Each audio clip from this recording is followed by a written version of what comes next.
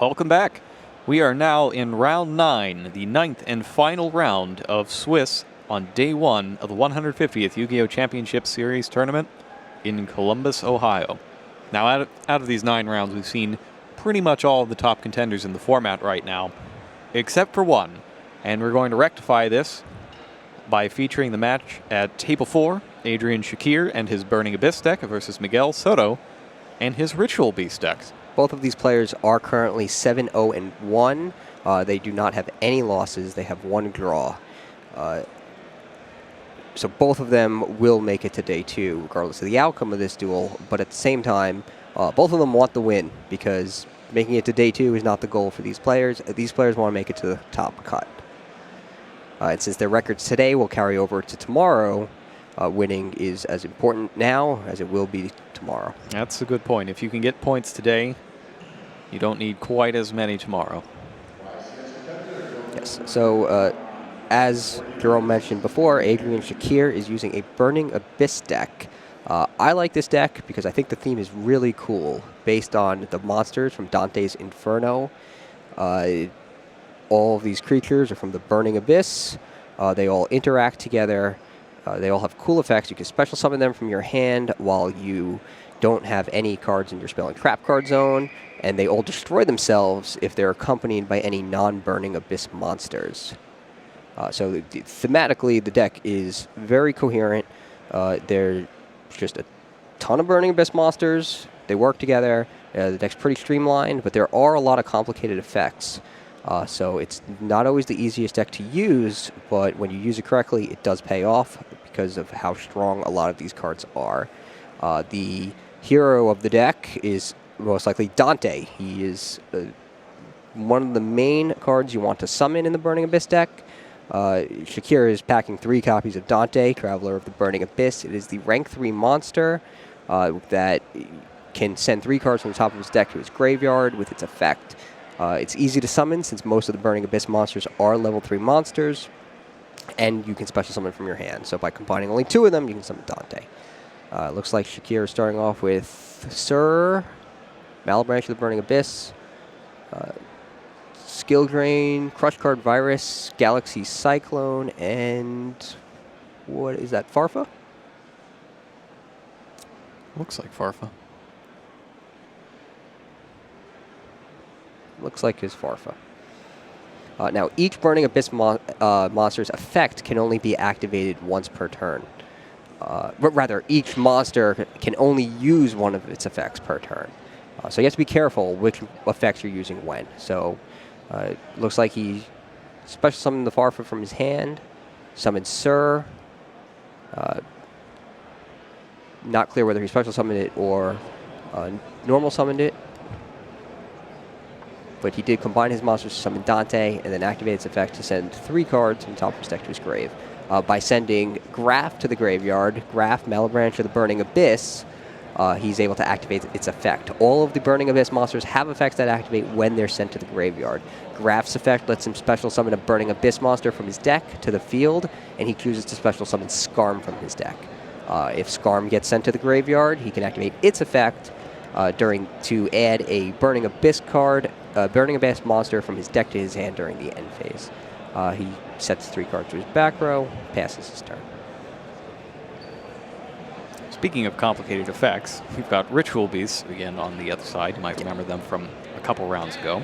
Yeah, that deck is full of complicated effects and even more complicated card interactions. This is a deck in particular that I think has a weakness to Fire Lake of the Burning Abyss. It has a tendency to need too many things on its field at once to avoid getting wiped out of the card, and Shakir plays multiple copies of it. Yeah, I could definitely see that happening here. Lucky for Soto, doesn't look like Shakir drew it yet. He does have Crush Card Virus, though. He does have Crush Card Virus. Soto activates Dimensional Fissure. He's probably, yes. He's going to chain the Crush Card Virus to tribute his Skarm. This way, the Skarm is not banished. It is sent to the graveyard because the Dimensional Fissure has not resolved. So he'll be able to use the Skarm's effect. Now, all of the monsters that get destroyed by Crush Card Virus and the ones that are sent from the deck to the graveyard will all be banished. None of them go to the graveyard in this case. And update on the other material for Dante, that is Liebig, Malebranche of the Burning Abyss. Liebig. Lilac lets you summon a fiend from your hand with its effect negated when it's sent to the graveyard, which allows one of your Burning Abyss monsters to coexist with monsters that would not be able to otherwise. So it looks like Soto isn't taking advantage, or trying to take advantage, of the secondary effect of Crush Card Virus, which would let him send 3 monsters with 1500 or more attack from his deck to his graveyard, or rather, yes, in this case, they've been zone. banished. How do you feel about that? I personally think I would at least send 1 or 2, but in this case, I don't think he has the cards to get it back. Like, I didn't see a Ritual Beast Ambush in his hand, which is that's the card that you would want in this situation. The other thing is a lot of the attack points are really low, so there may in fact just not be anything he can send other than more copies of Apelio. Yes, he definitely does have at least an Apelio. Let's get a quick check on the attack points of Burning Abyss monsters. It seems like for a deck that just wants to banish monsters and move cards around from the banish zone to the graveyard to the hand to the field, he could take advantage of that. When Ritual Beast Able When could go, so can Rampengu. It looks like I spoke too soon. He did take advantage of Crush Card Virus' secondary effect to banish 3 more cards from his deck. That's 2 Rampengus and When.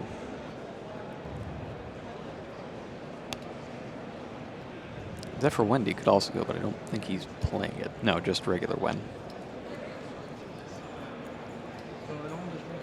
He's got a much smaller trap lineup, it looks like. He does. 12 is unusually small for a Ritual Beast deck. Triple Mind Crush. 3 each of Steeds and Ambush, makes sense. Emptiness, a main deck Chaos Trap Hole.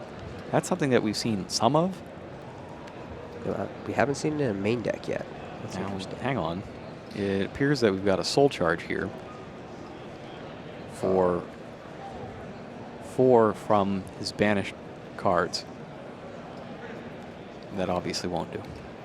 Well, are those cards banished? Because he activated Dimensional Fissure, the Crush card was chained to it. The Crush card should resolve before the Dimensional Fissure. Oh, no, so you're right. they actually do all go to the graveyard. You're so, right. yeah. So they are correct. We are not. Yeah, it is the delay that got me there. Yes, yes. Yeah, he took a while to send those 3 cards. It got a little confusing. But this definitely does look to be correct. 4,000 points for a Soul Charge, though. Saw someone play 4,000 life points for a Hero Lives, and the Buster's effect got negated earlier. That didn't go so well. That did not. But the 4,000 Soul Charge from our Yang Xing duelist did go well. That went fantastic. I think this is more like that than it is like the Hero Lives. And we should also point out that he's got a turn free from damage as a result of the new Crush Card Virus. That's true.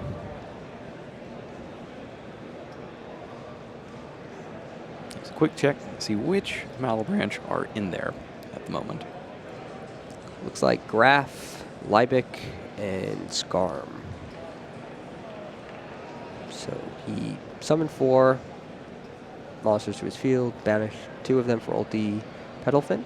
Is that right? And now he's thinking about an Abyss Dweller with his 2 Rampengus to try to shut down the Burning Abyss guys altogether. Abyss Dweller is pretty awesome against Burning Abyss decks. Is it necessary with Dimensional Fissure on the field, though? It does seem kind of like overkill. And Skill Drain comes down to ruin its day. But apparently it's not enough overkill to get Shakir to let it go through. Yeah, I guess he wants to use the Abyss Dweller to negate the Surge effect that's attached to the Dante as an Xyz material. If the Dante sent to the grave would be destroyed and banished or sent to the grave or whatever you want to call it, it would be banished by Dimensional Fissure, but the Xyz material attached to it is not technically considered to be on the field, so it would be sent to the graveyard and its effect would activate. So the Abyss Dweller could have gotten around that had it not been negated by Skill Drain. Quite true. And in the end phase, because of Skarm's effect, Shakir goes ahead and picks up a Graph from his deck. Good play, because I forgot about Skarm already, so it was a long turn.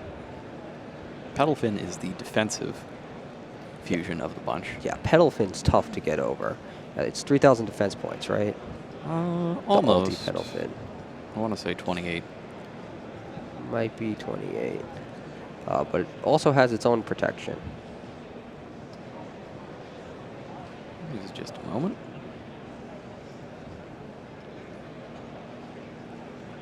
Graph is normal summoned. Can't be special summoned because Shakir controls spell and trap cards. And Petalfin does have 2,800, can't be destroyed by card effects. And he has the tag out ability. Yes, so we're going to see him, Soto, use that tag out ability right now. He's going to summon that. Who is that? That's Apelio and Wen. Wen. And now that he has 2 on the field, he goes ahead and uses Ritual Beast Steeds to blast both monsters. Now, Dante and Graf aren't going to get their effects, but Seer is. Ah, Galaxy Cyclone. Galaxy Cyclone up next. This is great here. This is the first time we've seen this played successfully. Yeah. That's going to destroy a face down right now. Mind Crush is gone. He's not going to chain it to risk losing a card from his own hand. And with Galaxy Cyclone in the graveyard, Dimensional Fissure, not long for the world. Yeah, he is able to banish to destroy Dimensional Fissure. Now, can he do that on the turn he activates the Galaxy Cyclone? No, it has to be the next turn. All right, so he's going to have to wait a turn. Which, can hurt him here because he's pretty desperate to start using his monster effects that activate in the graveyard. He goes ahead and banishes for Spiritual Beast Apelio anyways, as it is a cost, so he can at least shift around the location of his monsters.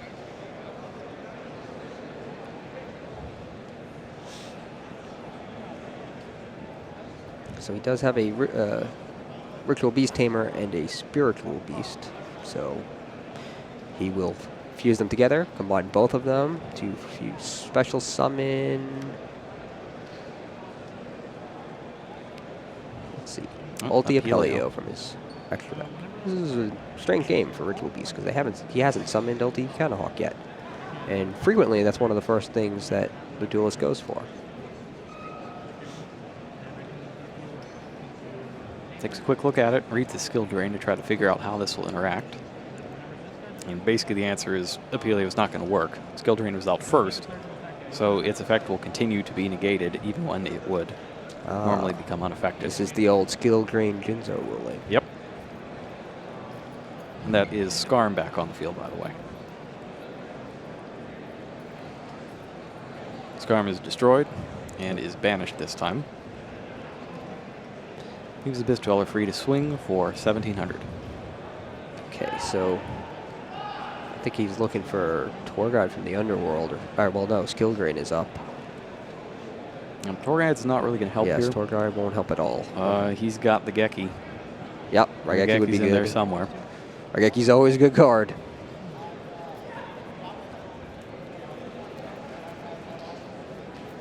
We'll see what he ends on here. This could be a situation where you bring out the Petalfin again just to guard against that eventuality. That seems like it would be a pretty good play here, actually, because if you know you're vulnerable to one card, you create a situation where that one card, where you can cushion the blow against that one card, and you're in good shape.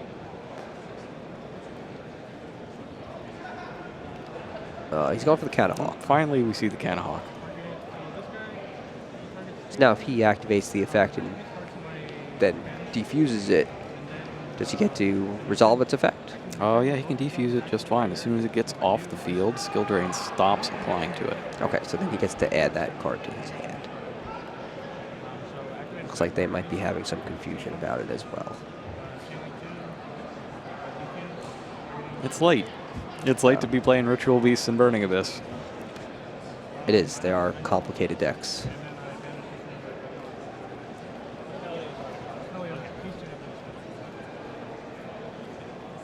Looks like we got everything cleared out. Yep. And all the monsters are moved to their proper place. He's using his Ulti Counterhawk's effect, and he will add Ritual Beast Steeds to his hand. It'll make it difficult to mount a comeback. Yeah, that'll make it very difficult. Ritual Beast Steeds destroys monsters up to the number of Ritual Beasts you control. And now he's using Rempengu's effect.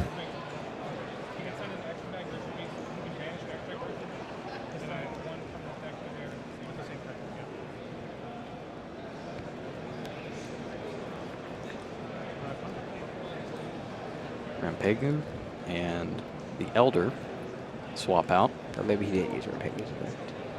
Yep, and there's the Petalfin again. Of course, it would be negated by Skill Drain, wouldn't it? Would be. Good catch. So he is still equally vulnerable to Raigeki as he was moments ago. Takes a quick look at Galaxy Cyclone. But Soto knows that his opponent has no hand. So Shakir does not have the right. Oh, he drew it. No, he has the Raigeki. There it is. Now he has the Raigeki. And that's exactly what he needed to come back in this duel. That is the heart of the cards. That is Adrian Shakir. Trusted in the heart of the cards. I don't think his grandfather gave him this deck, though. I do not think his grandfather gave him this deck. We already had that story once today.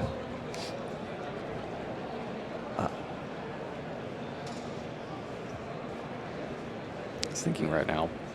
Yeah, I mean, I feel like there's not much. Well, I guess he's thinking about whether he wants a Galaxy Cyclone first, so all the cards go to the graveyard, or Raigeki first, so all of them get banished. Raigeki first, so all of them get banished. Works for me. One of them still won't, though. The Abyss Dweller. Yeah, the monster under the Abyss Dweller. Yeah, I can't tell what that is from here. It's Rampengu. So one Rampengu will be sent to the graveyard. Yeah, so that Raigeki was a fantastic draw, as it frequently is. He goes ahead and activates the Abyss Dweller anyways, just in case. Well, okay. It's not active, though, right? Nope. No. He probably feels better having done so. Yeah, why not? Now he banishes the Galaxy Cyclone from his graveyard, and that's the end of Dimensional Fissure. So just like that, he evened it back up. He has Skill Drain. Oh, wow. Foolish Burial's up next. Yeah, that's pretty good back row.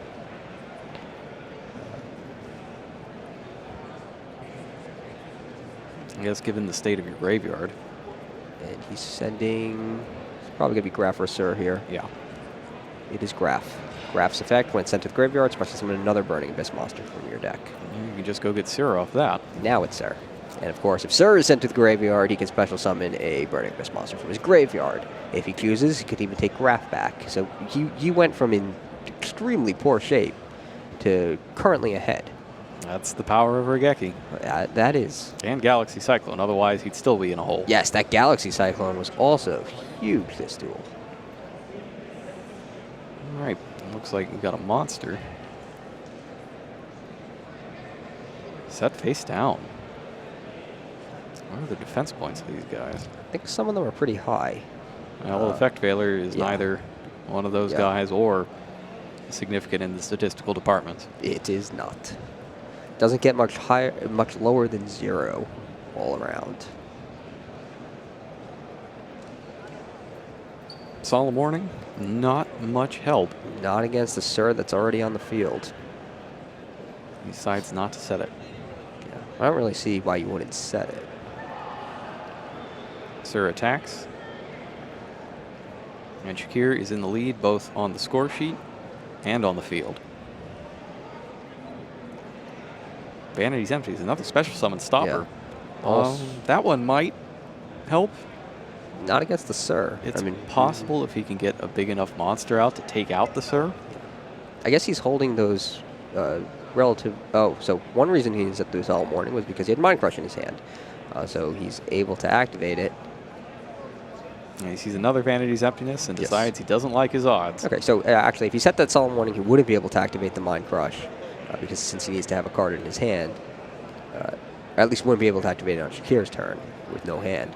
Another reason you might hold on to it actually is because if it's in your hand, if it's a useless trap card in your hand and you draw a useful card next turn, you set them both at the same time, and if your opponent has Mystical Space Typhoon face down, they won't know which one to hit. Or in this case, Galaxy Cyclone. It appears to be the only dedicated spell and trap removal in Shakir's deck. You're right, because Shakir is not using Mystical Space Typhoon. He has actually chosen to go with Galaxy Cyclone in his main deck. He is running Mystical Space Typhoon in his side deck, but he's running Galaxy Cyclone for good reason. It destroys spell and trap cards like Mystical Space Typhoon does, but it also gives you a second use to destroy the face-up cards. And as we saw in that duel, that was a very strong effect. Getting rid of that Dimensional Fissure and subsequently drawing Raigeki is basically how Shakir was able to win that duel, even though he was behind up until that point. One of the great things about Galaxy Cyclone, and the reason you see it in a lot of decks like Lightsworn, Infernoid, and Burning Abyss, is that they send a lot of their own cards from the deck to the graveyard. In this case, Dante is an effect that you resolve all the time. So if you happen to hit Galaxy Cyclone with it, you can still take out a dimensional fissure that pops up later, or skill drain, or vanity's emptiness, which you wouldn't be able to do with a mystical space typhoon. Right, I'm sure that went into Shakir's decision to run the Galaxy Cyclone. His deck does send a lot of cards from the deck to the graveyard, and he realizes that sending Galaxy Cyclone to the graveyard is basically free card to destroy. I almost said free card destruction, but it is far from the card destruction. And as we talked about last time Ritual Beast showed up, remember we were talking about Imperial Iron Wall. Yes, we were, and Shakir does have 2 copies of it in his side deck. Which could be a total blowout if he gets it early enough. It can, and as you mentioned earlier, there are decks that can effectively use Imperial Iron Wall. Shakir's Burning Abyss deck definitely is one of them. He pretty much never wants his own monsters banished, and in this particular matchup, he does not want his opponent to banish his monsters. Yeah, the only thing he banishes is Galaxy Cyclone itself. So Yes. if, for example, he swaps them before the Mystical Space Typhoons, thinking that Brute Force and being able to change from hand is a more relevant effect in this matchup, you could easily make that switch and throw in the Iron Walls and not have your own cards conflict with each other. Yeah. We also have 1 copy of Mistake, which do you think we'll see in this game? It's possible if he draws it. He's got a second one in the side deck. He'll probably put it in. In Soto's side deck, we have 2 Maxis, 3 Artifact Lancia, 2 Twister, 1 Mystical Space Typhoon, 2 Wiretap, 2 Shadow Imprisoning Mirrors. You can bet those are coming in. 1 Macrocosmos, same there. 1 Chaos Grapple, and 1 Black Horn of Heaven. The Shadow Imprisoning Mirrors and the Macrocosmos are very powerful against Burning Abyss decks, all of which are, or almost all of which are dark effects. The Ixies monsters, I believe, the extra deck monsters, Dante's I believe, light, are all light Virgil's monsters. light. Virgil and Dante. Mega Dante's Light, but Yeah. I don't think he's in use. He is not running Pilgrim in his Dante Pilgrim of the Burning Abyss. I really like that card, though. 3 Traveler, 2 Rockstar. Yes. So the Shadow Imprisoning Mirror is huge, and as is Macrocosmos, as most of their effects activate when they're sent to the graveyard. If they can't get there, they can't use their effects. That second half seems pretty good. The taps, Shadow Imprisoning Mirror, Chaos Trap Hole even to take out Dante and banish him. Yeah, that's pretty good, too. Black Horn of Heaven? Maybe not Black Horn of Heaven. It's free, but I think banishing the monster is particularly important here. Yeah, I tend to agree. You can put Maxis in. How do you feel about Maxi against Burning Abyss? Burning Abyss, back when there were 3 tour guides available, Maxi was pretty great against it, I'd say. You know, they could probably just leave tour guide Graph. That wasn't quite a bad play. But what it stopped them from doing is just unloading and hitting you with double Dante and throwing half their deck into the graveyard and then setting Fire Lake. Right. The Maxi immediately replaced itself by letting you draw a card whenever the opponent's about to summon a monster with tour guide. And then basically, if it just stopped them from making any more plays for the rest of the turn, you can call that Maxi a victory. It's a deterrent. Yeah. And, you know, if they decide that they're going to go through it and special summon more monsters, good for whoever activated Maxi. And we do see Mistake and Skill Drain at the same time, along with some monsters. Rampengu's up first on Soto's side of the field, and he activates its effect, banishing Ulticanahawk. Gets a Thunder monster to the graveyard. So it looks like Soto decided to go first. I think he wants to get his plays in before anything could be played to lock him out. It's also another case like, I forget which match was. Oh no, I remember. It was the Shadow Imprisoning Mirror match. Drawing a blank. Can't remember which round it was, but it was a player who chose to go first so that he could set his Shadow Imprisoning Mirror ahead of time to block out cards, even though in most circumstances he would want to go second in the matchup. 3 face-down cards join the Rampengu, and that extremely shiny card is Tour Guide from the Underworld, the ultimate rare version. Not a bad card to have in your opening hand, and its effect is going to resolve successfully. Tour Guide from the Underworld is a very popular card. It always has been. It's not seeing so much competitive play these days. Now that she's limited. Now that she's limited to 1. she's still making appearances on tour bus from the underworld and she's appearing all over the place. tour guide related cards. You know, if only the graceful charity angel and Sangan had just stuck with her. Yeah. Instead of getting on that bus with delinquent duo.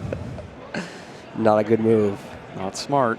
See more about that this summer. Yeah, you don't want to get on a bus with a delinquent duo. I like the art on it. It's not relevant here, but I like the art on the lose one turn. That's got a lot of classic monsters on it. You can even see Rescue Cat hiding in the corner. You can see Rescue Cat. I do appreciate that. Book of Moon was used on the tour guide. Now, because Graf's effect is negated, it's not going to self-destruct. Yes. With tour guide face down, though, Shakir is not able to Xyz summon a monster. The other thing is, if Graf gets destroyed and he brings something new out, a face-down monster is not a Burning Abyss monster, no matter what that monster is, so the new one will self-destruct. Right. I remember when I first learned that. I was very surprised. That's how that works. Skill Drain is activated, and now that doesn't matter, because the new monster will have its effect negated as well. Yep. So he's effectively neutralizing all of the drawbacks on his Burning Abyss monsters. It's a pretty strong position, I'd say. Yeah, I agree. That Skill Drain is also very good against the Ritual Beast deck. Well, good here. As it's good before they've established all their tricks. Yeah, once the tricks are on the table, they can use those tricks to maneuver their way around the Skill Drain with fusion monsters tearing themselves apart into two different monsters, getting themselves off the field so their effects resolve, and more. Two monsters on the field. He goes ahead and contacts them out for Ulticanahawk. Okay. So we might see some.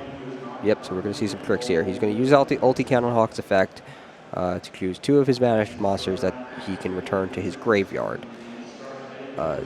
Skill Drain is currently threatening to negate the Canahawk's effect, but I anticipate that he will find his way around that by sending Canahawk back to his extra deck, as he is doing, and summoning two of his banished monsters back to his field. With Canahawk off of the field, its effect can resolve and give him a Ritual Beast monster, a Ritual Beast card from his deck. And Soto's in trouble because not only was Max C chained to the Defusion effect, Mistake was chained as well to stop him from adding the card to his hand that he would have gotten. So that didn't go exactly as planned. He's left with the Elder in defense position along with Rampengu. Rampengu defense of 400. And Elder defense of 1,000. So the temptation is, of course, to fuse a different monster. Yes. Shakir will be able to draw one card since he used Max C, but it's probably worth it. Otherwise, he's just going to get run over and may not see another monster. Exactly. And, of course, he can escape with that fusion monster on Shakir's next turn when he's not under the influence of Max C. He decides to do it. And brings out the Petalfin in defense. It's 2,800 defense points. Yes. And wouldn't you know, it's our good friend Raigeki. It certainly is. Once more. And Shakir's just stringing him out a bit. He knows what he's going to do. Yeah. So once again, Petalfin would otherwise be protected from Raigeki. Skill Drain's face up, negating its effect. If he uses Petalfin's effect to turn it into two Ritual Beast monsters that are currently banished, those will just get banished instead, so there's no point. Summons Rubik. In attack position. Not the biggest monster in the universe, 100 attack points, but instead of having a third effect, a sent to the graveyard effect like the rest of them, its third ability is that it's a tuner. Yes. It's a tuner for a very good monster. And that's a good ability to have. We go for Dante instead. Okay. Dante is activated, sending 3 cards to the graveyard, even though he won't gain any attack points off it. 2 copies of Phoenix Wing Windblast and the Imperial Iron Wall we were talking about earlier. The real prize is just getting that Graf into the graveyard so it can summon Seer from the deck. At this point, it looks like Shakir is just going to chip away at Soto's life points while he has the chance. Yeah, Soto's in a tough position because he needs to deal with both the Skill Drain and the Mistake. Mistake's probably higher priority. And the other thing with that Dante is that at any point in a main phase 2, he can upgrade that into Downward Magician. With the skill drain on the field, all the negative effects are gone. Seer will also stay, and he'll be guaranteed to get that Dante effect. I'm kind of surprised he didn't do it there. Right? A little surprised, yeah. Not to? In fact, that would have been the perfect time. Ah, that's why he didn't.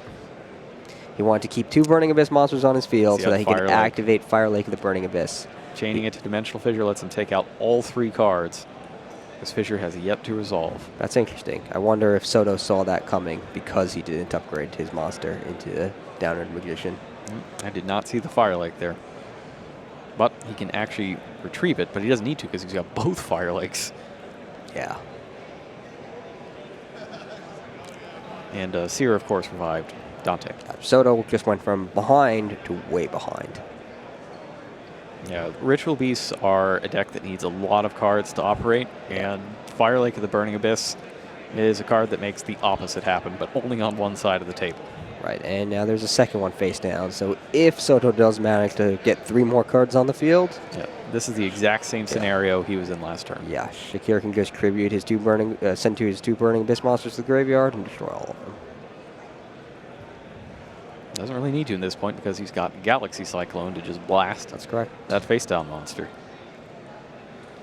Yeah, there's only 1 card on his field. Galaxy Cyclone can take it down. It's a back row spell or trap card. He attacks with Seer. Attack is good. Dante attacks. Also good. And now Phoenix Wing Wind Blast to his back row. And he keeps the Galaxy Cyclone in hand to discard for it. Also a perfectly valid use, because even if he discards it, it's still usable from the graveyard. That's right. He can do that on the opponent's turn as well.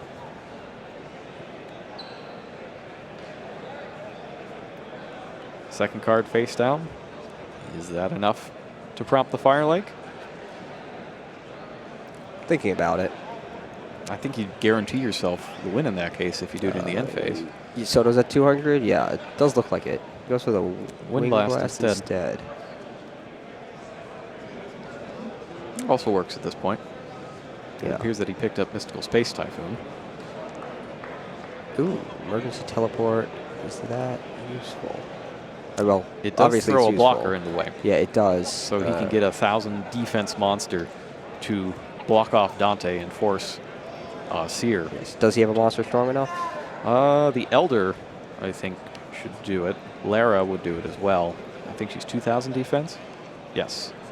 And Lara is going to be the one blocking attacks. So Lara has the highest defense points.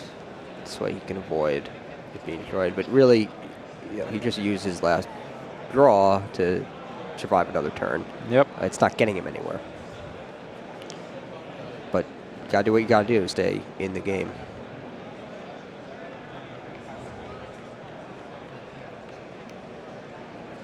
And now he uses the Fire Lake. Why not? So he sends his 2 monsters to the graveyard to destroy Lara. Still in the battle activates phase. their effects, or special summons a monster from his graveyard, and that monster attacks directly. Because it's still in the battle phase. Yes. Soto only had 200 life points left, so really didn't matter which monster he special summoned. That was an interesting matchup. I don't think I've actually seen Burning Abyss against Ritual Beast before. Yeah, I don't think I have either. But as we expected, Fire Lake of the Burning Abyss played a pretty big part in it. Yeah, it was tremendous in that duel. And I also like Shakir's build here with the various continuous trap cards. We'll see more of that tomorrow as we advance to day 2. Top 128 or players with 19 or more points will be back, whichever one is greater. And we will be back too tomorrow morning at 9 a.m., I believe. check your